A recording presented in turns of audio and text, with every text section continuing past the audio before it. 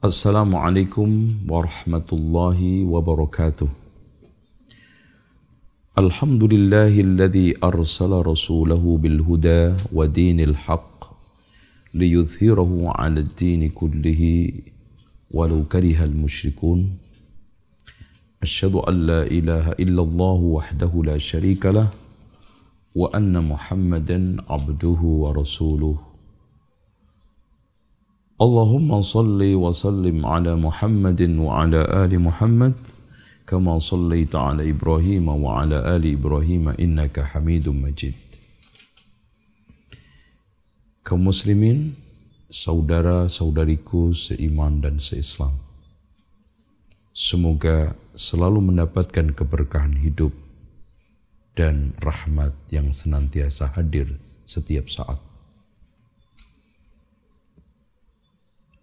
Masalah pendidikan anak merupakan satu masalah yang krusial, masalah yang penting dan prinsipil di dalam kehidupan rumah tangga manapun, hatta di tengah orang-orang non-muslim. Karena pembentukan generasi adalah lewat pendidikan. Dan ketika salah mendidik, tolong diperhatikan, berarti kita telah merusak satu generasi manusia. Maka di sini saya akan sampaikan kesalahan-kesalahan yang banyak terjadi di dalam proses pendidikan anak di tengah keluarga maupun di sekolah. Yang pertama adalah salah tujuan. Banyak di antara kita menyekolahkan anak supaya nanti anaknya bisa kerja di perusahaan asing, bergengsi, gajinya dolar, atau mungkin menjadi pejabat tinggi, atau menjadi pemimpin di sebuah perusahaan, macam-macam. Ini sudah salah semuanya. Makanya Allah memberikan satu peringatan, Iqra bismi rabbikal ladzi khalaq. Makna bismi rabbikal ladzi khalaq artinya lillahi ta'ala. Makanya ada orang yang mencari ilmu karena Allah. Ada orang yang mencari ilmu karena dunia. Ini Qarun. Ada orang yang mencari ilmu karena ilmu. Jadilah sekuler. Pinternya cuma ngomong, kurang berbuat. Maka yang benar adalah mencari ilmu untuk Allah. Dan siapa yang mencari ilmu untuk dunia atau untuk ilmu supaya bisa berdebat dengan orang-orang lawan debatnya atau bisa bersanding dengan ulama, Rasulullah mengancam lam yajid raihatal jannah, tidak menemukan baunya surga. Sehingga di sana ada suatu doa dari Umar bin Khattab radhiyallahu an, Allahumma ja'al amali kullahu salihah. Ya Allah, jadikanlah semua amalku soleh. Waj'alhu liwajhika khalisah. Dan jadikan itu semuanya untukmu secara murni ikhlas. Wala taj'al li ahadin fihi syai'a. Jangan sedikit pun saya peruntukkan untuk yang lainnya. Makanya Fudail bin Iyad mengatakan, siapa yang beramal karena manusia syirik, dan siapa yang meninggalkan amal karena manusia adalah riya. Banyak pertimbangan-pertimbangan orang dalam menyekolahkan anak. Itu kadang-kadang tidak benar. Mungkin anaknya takut tidak bisa bersaing dengan anaknya tetangga. Atau masa sih kalah dengan anaknya tetangga. Macam-macam. Atau persaingan dengan temannya. Ini semuanya merusak pendidikan anak kita sendiri. Dan sudah capek, sudah lelah, sudah menguras dana, tenaga, pikiran, ternyata semuanya tidak dianggap oleh Allah sebagai kebaikan. Itulah yang dimaksud dari firman Allah. Wa qadimna ila ma 'amilu min 'amalin faj'alnahu haba'an manthura. Mereka kami datangi amalnya.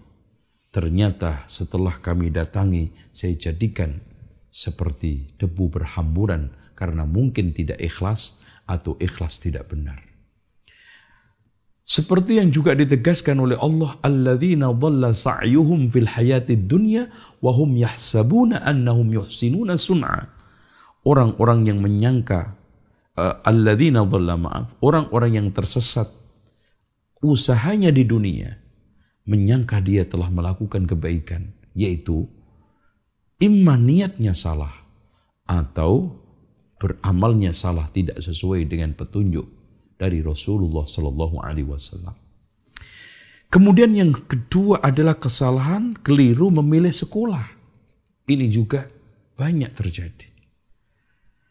Sebagian di antara kaum muslimin hanya memandang gengsi, sehingga tanpa memperhatikan apakah sekolahan ini nanti bisa menyelamatkan akidah anak saya, akan bisa menghantarkan anak ini kepada akhlak yang mulia, tidak.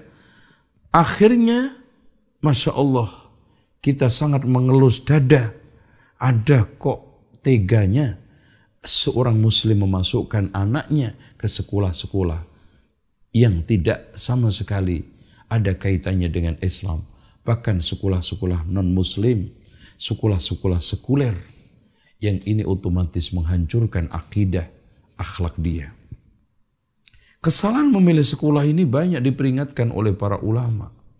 Apalagi sekolah-sekolah yang metodenya diambil dari barat, yang sekuler, apalagi sekarang liberal, yang sudah tidak lagi mengindahkan nilai-nilai moral agama. Anak kita jadi apa? Pada saat itulah kaum imperialisme dan musuh-musuh Islam mendapatkan agen, mendapatkan tempat, mendapatkan ibarat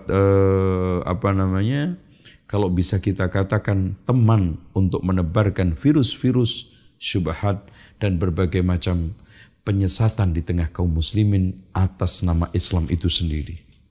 Memilih sekolah dan perhatikan sekolah yang tidak benar. Sekolah yang benar saja atau sekolah yang mungkin kita anggap itu minimal bisa kita gunakan untuk tempat sekolah anak kita. Latar belakang anak yang sekolah itu macam-macam. Ada anaknya orang soleh, ada anaknya orang toleh, ada anaknya penjahat, ada anaknya macam-macam. Apalagi ditambah guru-gurunya yang akidah, akhlak, dan berbagai macam pemikiran-pemikiran Islamnya yang bervariasi. Semakin menambah tumpukan PR, menyesatkan, merusak anak kita. Na'udzubillah min dzalik.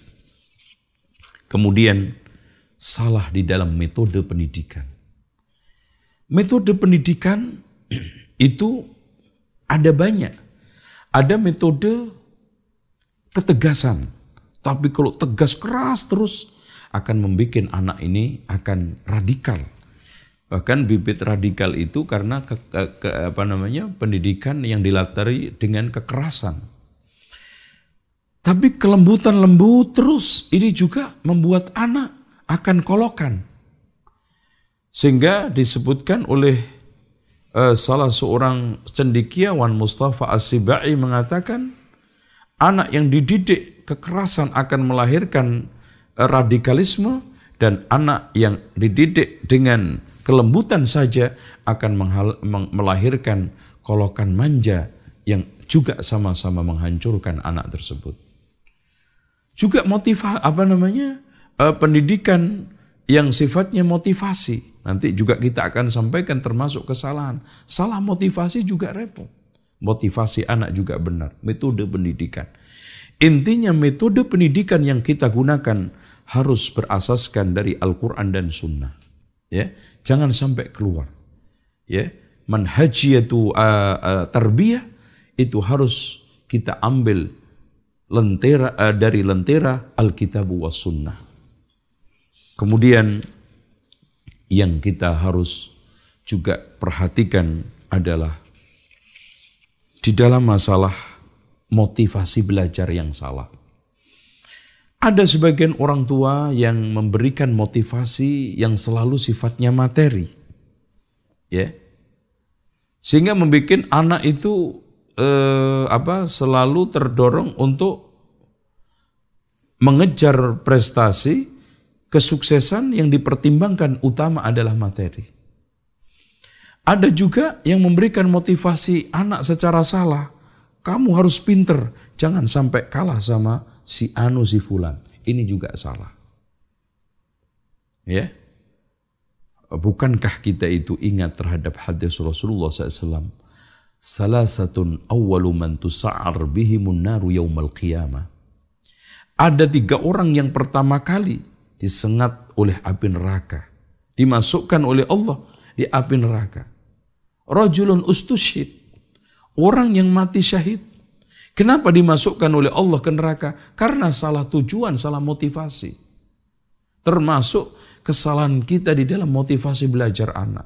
Suruh tahfidz Al-Quran supaya menang di musabaqah tilawatil Quran. Salah.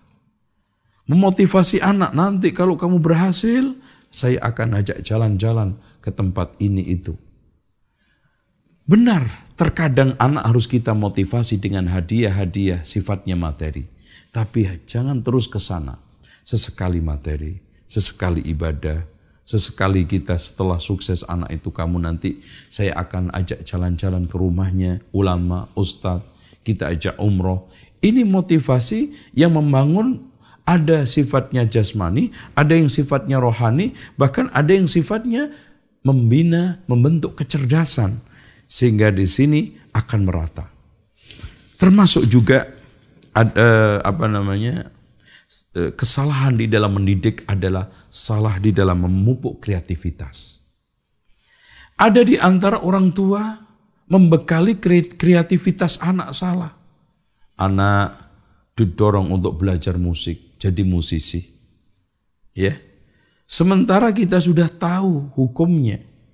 Ya. Al-Quran telah mengomentari lahwul hadis, para ulama ahli tafsir adalah apa? Musik. Dan Rasulullah SAW mengatakan, sayakunu fi ummati aqwamun yastahilluna al-hirra wal harir wal khamra wal ma'azif. Akan muncul di tengah umatku ini sekelompok kaum yang menghalalkan zina, sutra, khamr dan musik. Bahkan sebagian orang tua itu bangga kalau anaknya sampai bisa tampil di televisi, menjadi gitaris, ya, itu kebanggaan mereka. Sampai-sampai dengan telatennya, sabarnya mereka menghantarkan ke pelatihan sinetron, sampai nginep-nginep, itu bangga. Ini termasuk salah di dalam membentuk kreativitas anak. Bukankah kita itu faham hadis Rasulullah? Sayakunu fi ummati aqwamun yashrabuna al-khumura wa yusammunaha bighairi ismiha wa yu'zafu ala ru'usihim bil ma'azif wal qainat wa yakhsifu bihim Allah ta'ala al-arda wa ja'ala minhumul qiradata wal khanazira. Hadis ini diriwayatkan oleh Imam Ahmad. Kata Rasulullah, akan muncul di tengah umatku sekelompok kaum yang meminum khamr dan memberi nama bukan namanya. Kemudian berjoget ria semalam suntuk diiringi musik dan bidu wanita. Kemudian ditenggelamkan oleh Allah ke dalam bumi, dan yang masih hidup dirubah mukanya, bentuknya dengan monyet sama babi. Na'udzubillah. Ada lagi yang memotivasi anaknya untuk menekuni kreativitas, umpamanya tata busana. Tapi busana-busana yang tabarruj. Wow, bangga kalau sudah busananya itu dipakai oleh Miss World. Seneng kalau bisa tampil di TV, dipajang, ya, dipamerkan. Padahal itu sesat menyesatkan, ya, membikin berapa ribu wanita tenggelam ke dalam tabarruj gara-gara pakaian itu. Ini juga salah. Oleh karena itu intinya itu hanya contoh. Masih banyak kreativitas yang ditanamkan kepada anak secara salah, bertentangan dengan syariah. Padahal kreativitas yang mubah, bahkan itu baik untuk agama, umat, itu seamrek. Contoh aja, melukis. Kenapa kita motivasi anak kita melukis gambar makhluk? Padahal ada peluang-peluang melukis yang masih laku keras, yang masih ada pasarnya, yang tidak harus melanggar syariat Allah Subhanahu wa taala. Termasuk juga kesalahan di dalam mendidik anak adalah kurang konsisten. Di antara orang tua ada yang kurang konsisten di dalam mendidik anak. Contoh konsisten di dalam keteladanan. Ya, anak itu sangat cerdas loh melihat langkah, omongan, dan tingkah laku kita. Jadi oleh karena itu jangan sampai kita melakukan hal-hal yang sifatnya kontradiktif dan pertentangan. Yang Allah sendiri menegur, ya ayyuhalladzina amanu lima taquluna ma la taf'alun kabura maqtan indallahi an taqulu ma la taf'alun. Apa kita tidak takut buah hati kita, belahan jiwa kita yang hancur gara-gara kita tidak memiliki keteladanan, menampilkan satu sikap yang kontradiktif. Kita suruh A tapi kita melakukan B.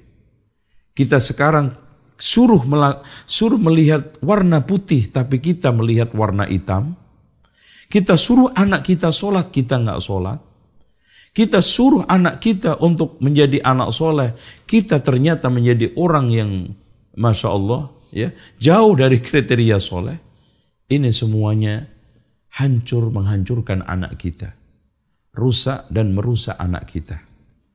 Dan ini harus dihentikan karena Allah Subhanahu wa taala menegur kita, atamuruna an-nasa bil birri wa tansawna anfusakum wa antum tatluna al-kitaba afala ta'qilun. Apakah kamu memerintah orang tentang kebaikan sementara kamu melupakan diri kamu sendiri, padahal yang baca kitab itu kamu? Apakah kamu tidak berpikir? Rasulullah SAW juga memberikan suatu kritikan pedas terhadap orang yang macam seperti ini. Di dalam sabdanya Rasulullah mengatakan, mathalul ladzi yu'allimun nasal khaira wa yansa nafsahu kamathalil qatilah tudhi'un nasa wa tahrik nafsaha. Ya. Perumpamaan orang yang mengajarkan kebaikan kepada orang lain melupakan dirinya sendiri seperti lilin untuk menerangi orang lain dengan membakar dirinya sendiri. Na'udzubillah. Anak kita, buah hati kita, belahan jiwa kita, kebanggaan hidup kita, jangan sampai kita hancurkan dengan tindakan kita yang ceroboh, yaitu apa? Kurang memberikan keteladanan. Kesalahan berikutnya adalah kekhawatiran yang berlebihan. Nah ini, ada di antara sebagian orang tua selalu was-was anaknya main sama teman-teman tetangganya, dibatasi, diproteksi, nggak boleh. Boleh kita sekarang ini mengawasi, mengontrol, tapi jangan sampai berlebihan sehingga anak kita jadi kaku, anak kita jadi minder. Apalagi kalau sekarang serba nggak boleh, mau main sama teman sekolahnya nggak boleh, takut nanti jangan-jangan nanti kena narkoba, jangan-jangan nanti tawuran. Emang benar, itu semua potensi akan ada. Tapi kita ambil jalan tengah. Biarkan dia bergaul, tapi kita pilihkan teman yang baik. Biarkan dia cari teman, tetapi kita awasi. Karena pada akhirnya, kita dan termasuk anak kita adalah makhluk sosial yang tidak bisa pisah dengan manusia. Tidak bisa hidup dengan kesendirian. Dan Rasulullah SAW mengatakan, al-mu'minu alladhi yukhalitun nas wa yasbir ala adahu khairun minal ladhi la yukhalitun nas wa la yasbir ala adahum. Orang mukmin yang mau nyampur sama orang lain, sabar atas gangguannya, itu lebih baik daripada nggak mau nyampur tapi juga nggak mau sabar atas gangguannya. Yang selanjutnya, kesalahan di dalam mendidik anak adalah berlebihan di dalam mencurigai anak. Ada sebagian orang tua yang selalu curiga pada anak-anak tertentu, mungkin anak kedua, anak pertama. Ya. Dan selalu negative thinking. Dan akhirnya apa? Terjadi permusuhan antara orang tua dengan anak. Apalagi dia menampilkan sama anak yang lainnya tidak. Ini presiden yang sangat berat ini. Ini ketidakadilan.